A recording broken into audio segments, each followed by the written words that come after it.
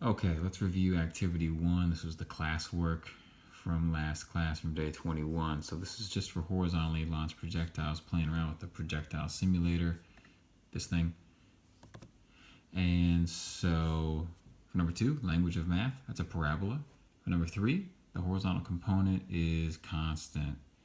It's not changing. For number 4, the vertical component of velocity is changing. It's becoming more negative all the time.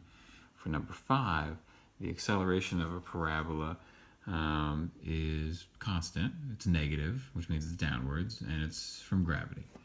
So you can see all those things here: parabola, constant, decreasing, negative direction, negative 9.8 meters per second squared. For number 6, as a projectile falls vertically, it also travels horizontally. Is the distance that it falls vertically affected by the horizontal velocity? No. Look at figure 6.1. And if a ball is dropped from rest and a second ball is launched horizontally, again, look at figure 6.1. Same thing there. Reviewing these questions 2 through 5 about is the shape different? Is the horizontal component of the velocity different? Is the acceleration different? Are any of those things different if you launch the projectile at an angle versus horizontally? The answer is no. They're all the same answers. For number 9, where is the projectile's trajectory entirely horizontal? Well, watch my hand. It goes up, flattens out, and it goes back down, right? So when it flattens out, it's all horizontal. It's not vertical anymore. So that's where. True or false? Acceleration is 0 meters per second squared at the peak of the trajectory. So right here, is the acceleration 0? No, it's still negative 9.8 meters per second squared. What is 0 is the vertical velocity, or Vy. That's 0. All right, so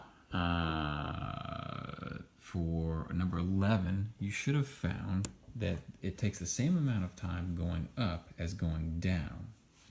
Another way to think about that is that there's a max height point at the top of the parabola. All right, so here, and that represents half the flight time. You should have found that the first half of the parabola was the same amount of time as the second half of the parabola.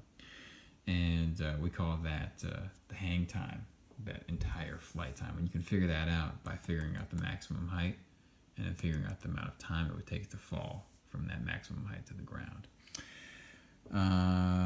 This chart, looking at this, so you should have found things like 10 degrees, 31.42 meters, and then 30 degrees was 79.54, 40 degrees was 90.45, 50 degrees 90.45, 60 degrees 79.54. You start to see a pattern that there's corresponding numbers. So like 10 is 10 degrees from 0, and 80 degrees is 10 degrees from 90, and they both have the same distance.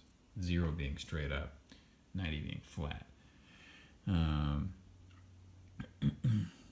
my bad. 0 being flat and 90 being straight up. There we go. So there's corresponding results. Basically, the furthest you could have got it was a 45-degree angle. And that's always true, no matter what the projectile is, provided there's no air resistance. Let's see, were there any other ones I want to talk about? So, well, we just talked about 13.